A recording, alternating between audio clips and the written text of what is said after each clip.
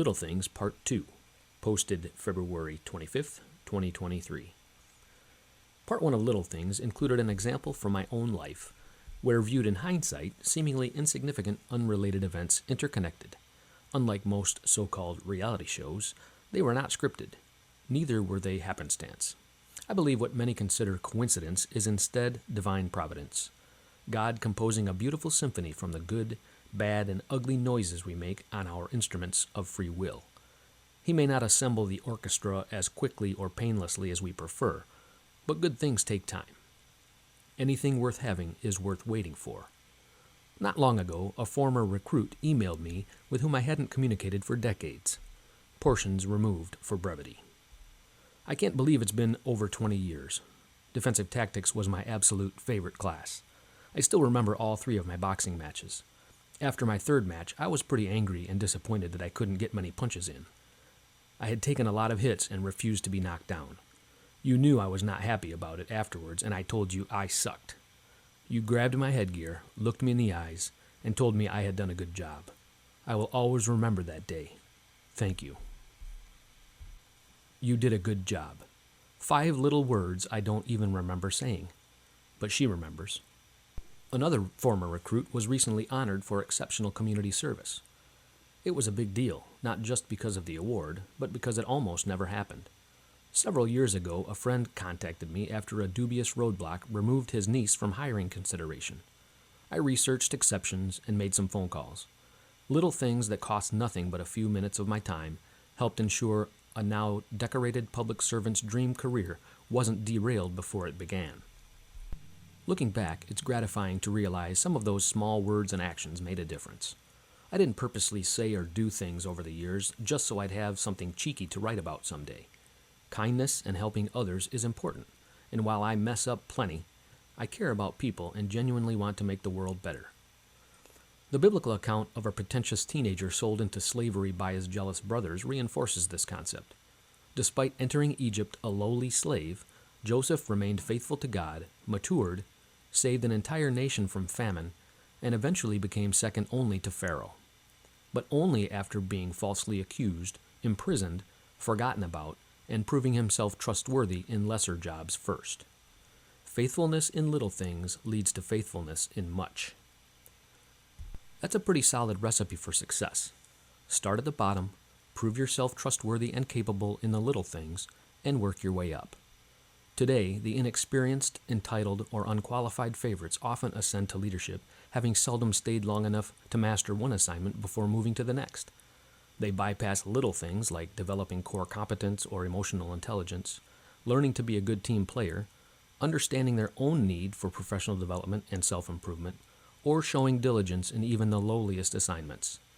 Too many expect too much, having done too few of the little things. As the founder of Spartan Race Enterprise, Joe DeCina, says, instant success imparts nothing of any real or lasting value. Ignoring little things can lead to horrible bosses and systemically poor organizational leadership. It can also spell failure in areas from fitness and finances to relationships and rockets. Just ask any orthopedic surgeon, bankruptcy attorney, therapist, or NASA O-ring engineer. There's a reason great coaches spend time on the small stuff. I've written before about incremental improvements. Babies crawl before they walk. Regular walking leads to better health. Progressively adding pounds in the gym increases strength. Progressively losing pounds on your body helps you reach a healthy weight. Spending more than you make leads to financial ruin, but saving a little each month and paying off debt leads to financial peace. A little prayer and time in God's Word each day grows faith, and faith the size of a mustard seed can move mountains. Matthew 17:20. Putting little things before the big things can make the big things a little easier. For instance, before ascending the marriage mountain, a little dating and courtship may uncover some not-so-little idiosyncrasies that would otherwise torpedo a relationship before the honeymoon is over. Regular oil changes, proper tire pressure, tune-ups, cleaning, washing, waxing, and other preventive maintenance prolongs the life of your car and help avoid costly breakdowns. Uncle Sam's similar important little things are known by terms like gig lines, spit and polish, inspection ready, good order and discipline, clean, dry, and serviceable, and direct orders. It was a simple order that led Japanese Lieutenant Hiroo Onoda to wage an impracticable private jungle war for 30 years after World War II ended. Not realizing fighting ended soon after, he'd been told to hold Lubang Island until the Imperial Army's return. Onoda survived so long by doing little things well: field hygiene, uniform repairs, weapon and equipment maintenance, keeping his sword spotless using palm oil he made himself. But perhaps most important, known well by covert operators and combat veterans, were his noise and light discipline. He remained practically invisible for decades.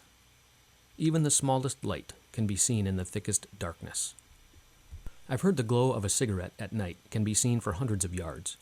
Fingerprints, DNA, hairs, fibers, and other microscopic evidence solve big crimes. Getting a little off course while exploring has led to some of my best memories. Examples are limitless. You've heard, "Don't sweat the small stuff," and it's all small stuff. But do you really believe that? Perhaps losing sight of the small stuff is a major contributor to our rampant discontentment. I remember throwing a tennis ball against my grandparents' front steps for hours. I'd play entire games fielding pop-ups, line drives, and grounders. All I needed was a ball and glove. People today can't go 10 minutes without taking a selfie or checking social media. We're miserable. We need the next best thing, and we're bored or embarrassed by simple things that once fascinated us. John Mark Comer puts it this way: "We have evermore everything, except happiness." The issue isn't how much we have, but what we do with it. David Jeremiah might sum little things up best. Never underestimate the power of small actions in life. What seems like an insignificant word or action on our part may set in motion a chain of events that God uses in a mighty way. Better a little with the fear of the Lord than great wealth with turmoil. Better a small serving of vegetables with love than a fattened calf with hatred. Proverbs 15, 16, and 17. Smile, laugh, hug, and open doors for people more often. Bring a little light into this dark world. Get strong, be strong, stay strong.